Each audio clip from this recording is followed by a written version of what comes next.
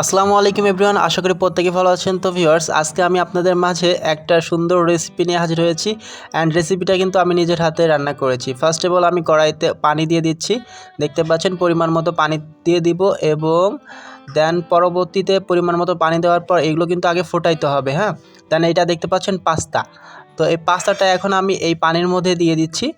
পানির মধ্যে দেওয়ার পরবর্তীতে এখন এটা যতক্ষণ না সিদ্ধ হয় ততক্ষণ আমি এটা ঢেকে রাখবো। মিনিমাম এখানে 5 মিনিট মতো আমি এখানে ঢেকে রাখবো সিদ্ধর জন্য। তারপরে এইখানে দেখা যাচ্ছে আমার সিদ্ধটা কমপ্লিট, এবং আর তার মধ্যে আমি পেঁয়াজ কুচি এবং মরিচ কুচি কমপ্লিট করে নিয়েছি।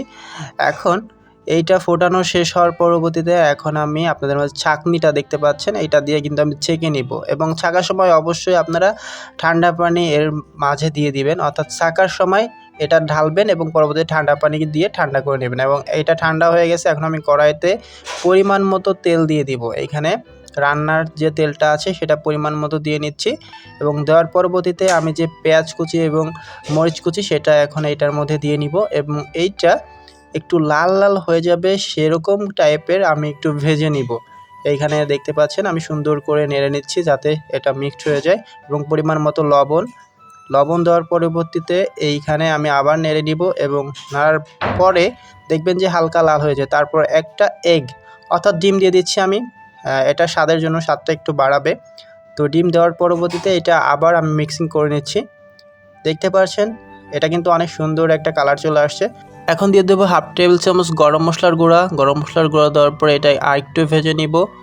ভেজে নেওয়ার পরবর্তীতে এইখানে আপনি চাইলে আদা দিতে পারেন, তো আমি 1 টেবিল চামচ আদা দিয়ে দিচ্ছি। আদা দেওয়ার পরবর্তীতে আপনারা চাইলে এইখানে একটু হলুদ মিক্সড করতে পারবেন। তো এইখানে আপনি হলুদ দেওয়ার পরে এইখানে যে পাস্তাটা আছে পাস্তাটা ঢেলে দিবেন। ঢেলে দেওয়ার পরবর্তীতে এইখানে দেখবেন সুন্দর একটা কালার চলে আসছে অলরেডি। আমি হালকা হলুদ দিয়েছিলাম। তো দেন এইখানে 2টা নুডলসের মশলা অর্থাৎ মিস্টার নুডলসের মশলা আমি দিয়ে দিচ্ছি। একটা দেওয়ার পরবর্তীতে আমি এটা ভালোভাবে নেড়ে নিব। দেন নাড়া হয়ে গেলে আবার দেন আর যে পরবর্তীতে আরেকটা ছিল সেটাও আমি এখন দিয়ে নিচ্ছি। দিয়ে নেওয়ার পরবর্তীতে আমার এখানে কালার চলে আসবে এবং টেস্টটাও দ্বিগুণ হারে বেড়ে যাবে ইনশাআল্লাহ। এখন রান্না করা পাস্তাটা অন্য প্লেটে ঢেলে নিব, এবং এটা খেতে কেমন রিভিউটা তামিম দিবে। তামিম, খেয়ে দেখো তো কিরকম টেস্টি হয়েছে পাস্তাটা।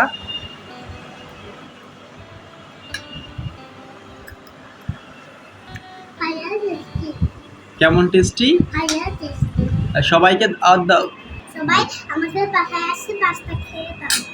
আমার চ্যানেলকে সবাই সাবস্ক্রাইব করে দেবেন।